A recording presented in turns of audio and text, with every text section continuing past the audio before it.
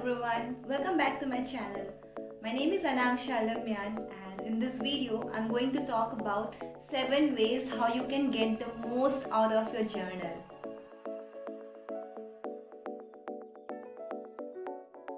I'm sure all of you must have heard it and read it over and over again on social media that you need to keep a journal, that there are so many perks of it, that it can unexpectedly change your life.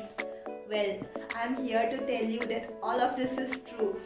And how do I know it? Because I have been journaling from 15 long years. I have been writing something in my journal almost every day. And this video is based on my experiences. And I'm going to list 7 exceptional uses you can put your journal to become more self-aware and get the most out of your life. So here goes. The first is get something positive out of each day. I am sure all of us have faced this, that there are some bad days that we have and some good days. Well, what if I tell you that no matter how bad your day is, there is always something positive that you can focus on. Now when you write, before you retire for the day, if you take your journal and write a list of all the good things that happened to you in that particular day, then I can assure you that your mood will be instantly improved. If you had been thinking that, oh, it's been such a terrible day, but when you focus on the positive, it's going to give you a different perspective that yes, things had been bad, but maybe not all of it was negative and there is definitely some silver lining to the cloud. The next way you can use your journal is to do monthly wrap-ups. So this is the journal that I use, and at the end of each month, I do a wrap-up of the month where I write the achievements on one side of the page and on the other side I write the lessons that I learned.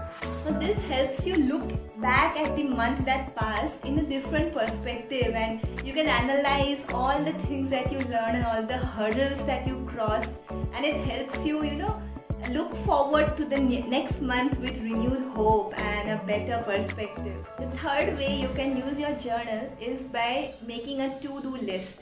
This helps you prepare for the next day in advance. Now when you make a to-do list, you have to list the things that you hope to get accomplished within the next 24 hours. You can make little check boxes, and then the next day when you get each item done, you can put that tick next to that box. This not only helps you plan in advance, it also gives you a sense of achievement, a sense of accomplishment when you put that little tick beside the box. The fourth way is a continuation of the third way. When you make to-do lists and it's obvious that you're not going to be able to finish all the tasks that you had planned. So the next time at the end of the month, when you look back at the past months, you can check all the boxes that you crossed. And when you check those boxes, you are going to get a better idea of which kind of tasks you could not manage to finish in a day, and what is the reason behind your not being able to finish it.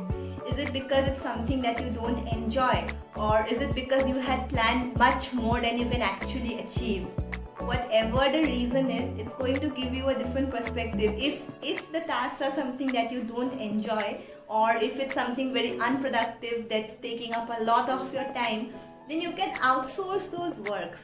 Like for example, when I used to make to-do lists, there were some tasks that I could not finish, and when I look back at those tasks and in the next month, I realized that there was like a whole portion of my day that went to certain tasks that I did not enjoy at all. And for me, that was cooking. I don't enjoy cooking, and I used to spend like 3 hours or 4 hours each day making my meals. So by journaling my daily activities and my to-do lists, I came to the realization that cooking is a task I can outsource to somebody else. In the same way, if you can identify what task in your day is taking a huge toll on your time, then you can either get that task out of your routine, or you can find a better way to do it, a different way to tackle the problem at hand. The fifth way that you can use your journal is by making it an idea book. Now this is a concept that I learned from the author and entrepreneur James Altucher, who says that there is an idea muscle in our brain, and to remain active and help us generate awesome ideas on a regular basis, we need to keep exercising this idea muscle. And the way that you can do that is by writing down 10 ideas each day. Now I use my journal as an idea book. So before I sleep for each day, I just list down 10 ideas. It can be 10 ideas about any random topic, like 10 ideas you can improve your business, or 10 ways you can earn $500 in the next 3 days, or 10 ways you can help your parents have a better life. It can be ideas about any random topic. The point is not to have ideas that work. The point is just to write 10 ideas each day, no matter how hard it is, so that the idea muscle in your brain becomes so strong and so powerful that after a few days, like after 5 or 6 months or maybe 1 year, you can become an idea machine and generate amazing ideas on a regular basis without even having to work hard. The sixth way that you can use your journal is by making it a gratitude journal. Now, gratitude journaling is a term that's used a lot in the self-help community. Let me explain it to you in simple layman terms. Whenever something bad happens in your life, you just write down 10 reasons why you are grateful for that bad thing that happened. For example, say one bad thing happened in your life is that you lost your job.